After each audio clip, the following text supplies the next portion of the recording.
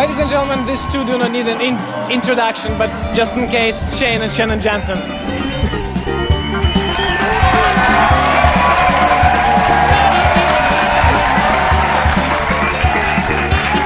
guys, are you tired from after yesterday? Because you still have to compete tonight. Not too bad, not too bad. It was only 2 rounds, so...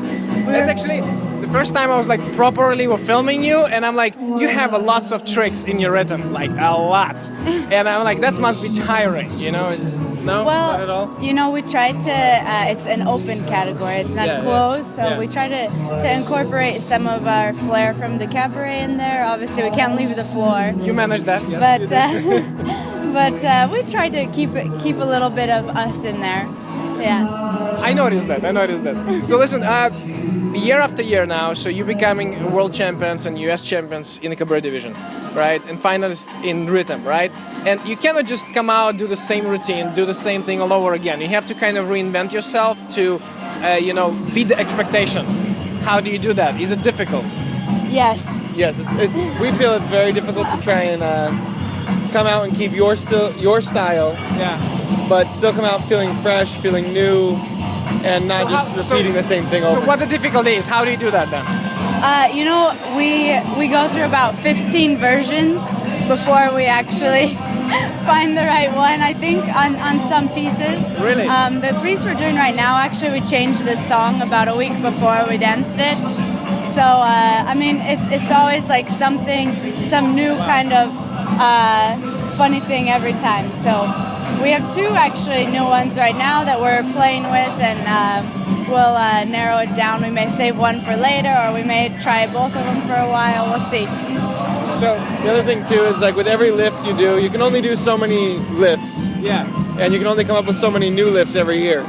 So that's what my question is. I'm sorry to interrupt. So how do you acquire a new lift, and how you manage to learn them? Because we talked about it at the Emerald, like how do you practice, but to learn new ones, it's something you never did before. We usually try and do 2 things. We'll try and just find a new lift, a new position that we can get into somehow, and then figure out what to do with it. Try this leg? Yeah, we really just put her into positions and figure out, does it look good, and can we do anything with it? And then we also... We have a lot of bloopers. Then we take the lifts we already are doing, and we try and reinvent those. So we do a different entrance or a different exit, a different position with her arms and legs while she's in the air.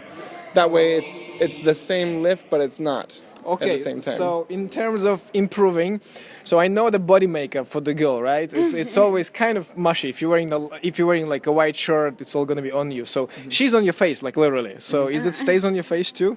The makeup? Yes. Her makeup. Her body makeup. Usually not on my face. Too bad. No. I don't wear white usually. Yeah. Because of that, I usually avoid white at all costs. Me too. You just expect to have makeup and whatever all over you by the end. One time actually we finished dancing, we go up to our room, getting ready for bed. Yeah. He takes off the costume and he has rhinestones stuck underneath, and it was a turtleneck. It was a closed turtleneck. It was a closed turtleneck. Yeah. But I had rhinestones on my body under the shirt. So. Okay, so I know that the greatest achievement comes from the most amazing failures in your career, and sometimes it teaches you a lot, and that's what changed you and keeps you on track. What was yours? Actually, our first time we won the Open to the World, or the World Cabaret, we had this balancing trick on his back. I'm sitting on his back balancing, and it had a little wobble the competition prior, and I had touched my hands down, and he told me, under no circumstances put your hands on the floor. I got it. I'll save it, even if it's going a little like off balance. And I said okay. So I didn't touch my hands down, and all of a sudden my face is on the floor, and I kind of did a little slide out of it. Wasn't too bad, but then because I was holding onto his body, it flipped him, and his feet came over and hit me in the head. And now I'm sitting on her. Ouch. I kick her in the head. I have to roll off of her. I'm worried I just broke her back the way it flipped her. And so now I'm kind of trying to keep going, but she's trying to dance, like climbing on top of me for the whole next 8 bars. And we still won. So somehow, that's good. That's okay. I will not call it a lucky hunch, but still.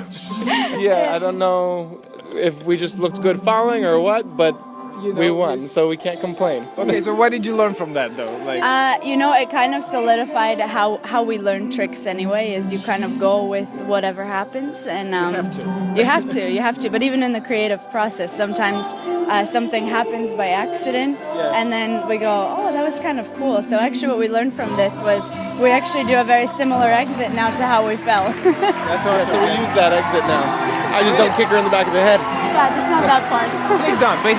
Ladies and gentlemen, Shannon, Jensen, Florida Superstars. Enjoyed all the insights. Thank you for watching.